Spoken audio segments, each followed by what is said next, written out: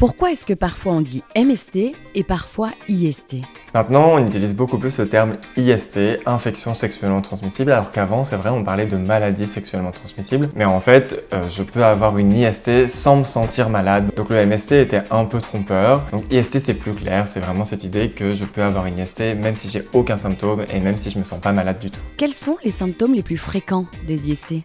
Ça va être un écoulement, une odeur bizarre, quelque chose qui gratte, qui pique, qui chatouille au niveau génital, et ça peut aussi être au niveau anal et au niveau de la bouche en fonction des pratiques. Donc c'est tous ces symptômes-là qui vont se manifester suite à des relations sexuelles.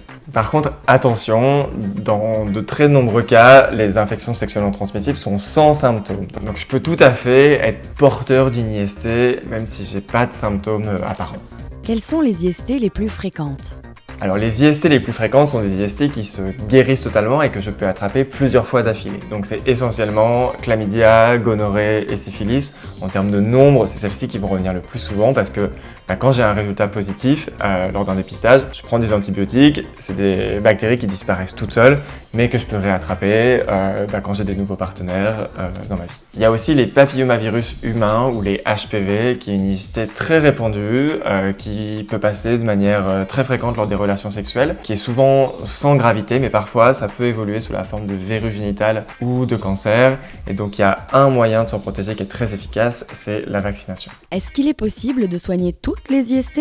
Aujourd'hui, on a des traitements pour toutes les infections sexuellement transmissibles. Alors, il y a des traitements qui vont complètement éradiquer, guérir la maladie, et il y a des traitements qui vont permettre de la contrôler. Je pense le cas du VIH, par exemple, on a des médicaments qui permettent de faire en sorte que le virus, le VIH, reste dormant. Il fait plus de dégâts dans le corps, mais il reste présent, et donc on peut pas se passer des médicaments. Et puis, il y a toutes les autres IST où il y a des traitements, et si j'ai un dépistage qui est positif, j'ai accès à ces médicaments, et en quelques jours ou quelques semaines, l'infection va disparaître. À quelle fréquence est-ce conseillé de se faire dépister? Au minimum, je dirais qu'un dépistage au début et à la fin de chaque relation longue, on va dire. Et après, si j'ai pas de relation longue mais que j'ai des partenaires multiples, c'est important de continuer à faire des dépistages régulièrement. Alors la régularité, c'est très individuel, ça va dépendre du nombre de partenaires aussi. Ça peut être tous les 3 mois, ça peut être tous les 6 mois, ça peut être tous les ans. Mais l'important, c'est que ça reste un réflexe et une habitude. Parce que le dépistage, quand j'ai des partenaires multiples, c'est un moyen de prendre soin de moi, mais c'est aussi de prendre soin de mes partenaires. Un dernier conseil?